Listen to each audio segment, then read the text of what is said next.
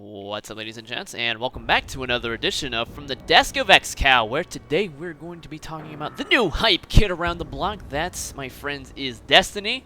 This game has been just out for over a week now, and I have definitely put my fair share of hours into it. I've definitely been going pretty hard at it.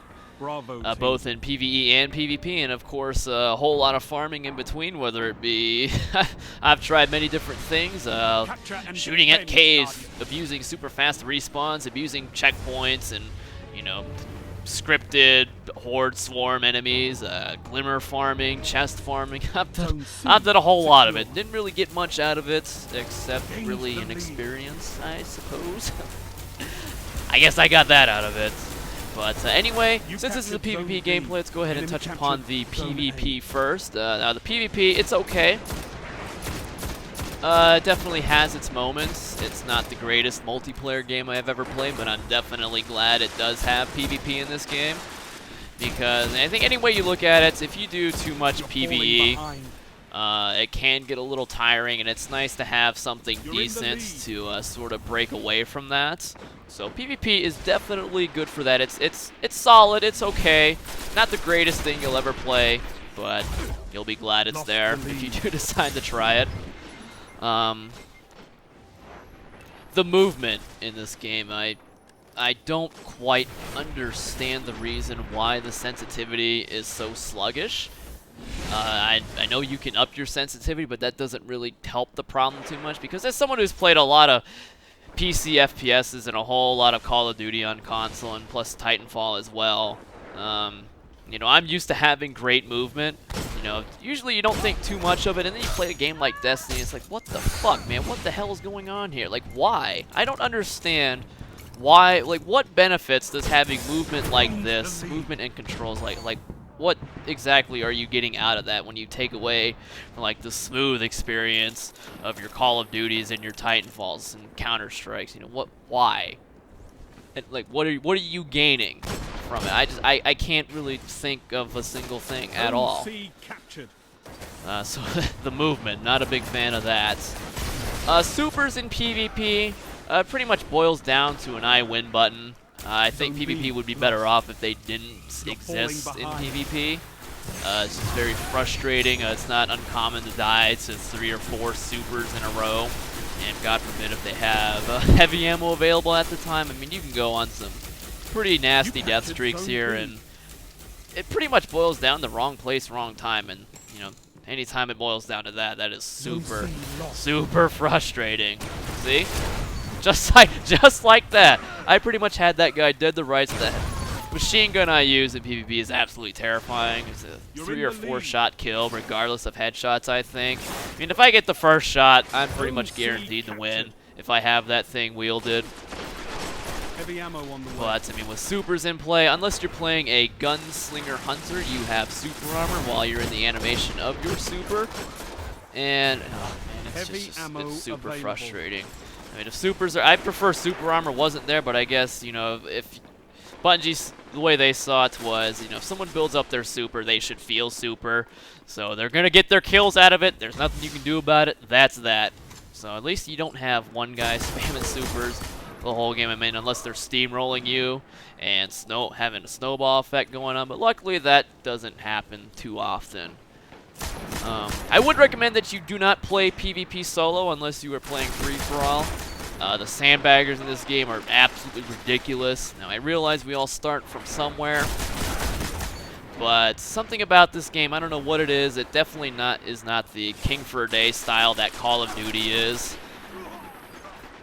So I guess people who are, you know, not so great at video games have a really, really rough time at PvP. And you will see those people often, so if you're going to PvP, if you can at least play with 1 or 2 other people, it will make a huge, huge difference. So try, if you're going to PvP, if you're going to go solo, keep in mind that bears some risk of frustration. Be prepared. Now, the biggest point of contention here with the PvP is the reward system. I've thought about this for a little bit, and the way I see it, well, actually, first let me explain what it is. Pretty much at the end of every PvP game, there is a reward screen. Every person who participates in the game has a chance at getting loot. This can range from you know, garbage gear to decent gear to even legendary and exotic gear. Exotic and legendaries, you know, that's what you strive to gear your character with. And the game does not care how bad, how good, or how long you've been in the game. If you are on that screen at the end when the bell rings, you have a chance at getting something. Give you an idea here. I joined a game in progress the other day, got 3 kills for a minute of my time, ended up getting a legendary engram. That I can guarantee that probably made a couple people just a tad bit salty, just a little bit.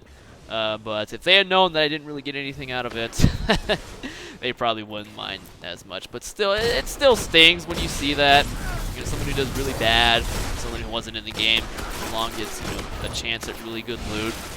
That can be very frustrating. But at the same time, if you're Bungie, what would be the best system to ensure that, you know, it's accessible to everyone? Because, you know, gaming these days, especially these days, is all about accessibility. You know, there's not much in the way of sort of, you know, if you don't like where you're at right now, then just get good scrub.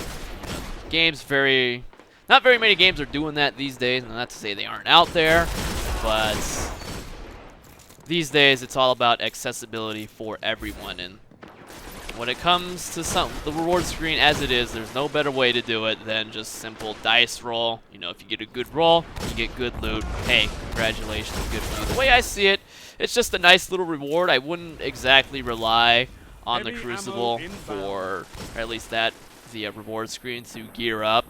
Because at the end of the day, if you play often enough and long enough, you are going to get your full set of purples anyway.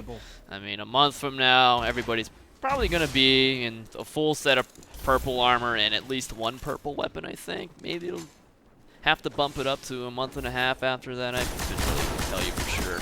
I'd have to do the math. But play often enough, long enough, you have guaranteed progression in the form of reputation and PvP currency and Crucible marks. So if you get your gear a little bit earlier than that, great. But I wouldn't exactly bank on it too much. So that's how I see it. As far as the PvE goes, the story, if you really could call it a story, you know, I like to say, you know, nobody plays hack and slash games for the story, but Devil May Cry 4 and Metal Gear Rising have twice the story this game has, and that's really saying something. I mean, pretty much the game's plot is, you know, you're defenders of the light and you're being swarmed by the forces of darkness, and that's pretty much the gist of it. You really don't have any motivations for anything other than that you and your guardian brethren are trying to survive and protect the last of humanity. But even then, like, the forces of there's 4 factions of darkness in this game: the Hive, the Fallen, the Vex, and the Cabal. And they all fucking hate each other. There are several instances in this game where they're killing each other, and I don't know why. Like, nothing really is explained very well in this game, if at all. I understand Destiny is on a 10-year plan, so maybe more could be fleshed out over the years, but as it is right now, if you're looking for a storied experience, Destiny is not it. As far as the encounters go, single player, it's usually a hold the line experience, go from point A to point B. Dinklebot will have to do something like, you know, retrieve some lost information, or, you know, saw open a door, hack this, hack that, retrieve this, retrieve that, and then you kill a bunch of guys. That's pretty much every mission in a nutshell. And the strike missions, which are the dungeons in this game, boss fights really aren't that great either. It's usually some big giant swamp donkey motherfucker who will spam something that you don't want being pointed at you, whether it be miniguns or missiles or purple laser beams. You don't want any of that stuff pointed at you while you get swarmed by ads. It's a PvE in this game is absurdly simple. But I haven't tried the raid yet. I am looking forward to that. It's just a matter of getting people together who are proper level and are willing to hop on some communications applications. So Stay tuned for that, I suppose. I hear it's supposed to take like 10 hours. As someone who played a whole lot of Vanilla WoW and actually cleared Naxxramas back in the day, it's nothing that's new to nothing I haven't experienced before. You know, the feeling of progression and dying and frustration and many wasted hours. So I'm looking forward to it. I've never led anything like this, so that should be cool. But at the end of the day, Destiny, there's a couple more things I wanted to talk about, but right out all out of footage here. Destiny, for $500 million, to me, the way it seems, most of that was spent on marketing because everybody and their mother knows about Destiny. They've heard about it in one shape or another. But the gameplay, there's not really much substance there. But like I said earlier, they are on a 10-year plan, so a lot could change in those 10 years. Hey, who knows? Maybe we won't even make it 10 years. It'll be another case of the Titanfall blues, right? But who knows? It's an okay game. If you're a lone wolf, I can't really recommend it to you because if you want to experience these raids or the hardest of PvE encounters, there is no matchmaking in place for that. You actually need to have 3 friends or 6 friends to do the hardest stuff. You need to, and since it's a console game, it's not you can't do it within the game's facilities. You're gonna have to go to a third-party site like GameFAQs, or maybe even try to get a group together on like Twitch live streams or whatever in chat. A lot of this game seems like it would just be better off on PC. I mean, it just screams like it needs to have a general chat. It needs to have trading. It needs to have like an auction house. Like this game, if it would have built a lot off of what World of Warcraft has done, I think it would be a lot better for it. But I can go into that for another 10 minutes here. But I ain't got no more footage now. So Destiny, it's okay if you're a lone wolf and are adamant about sticking to being a lone wolf. I can't really recommend this game for you. But if you have access to friends, it's a solid co-op experience. It's not the greatest co-op experience there ever was, but you can have some fun with it for sure.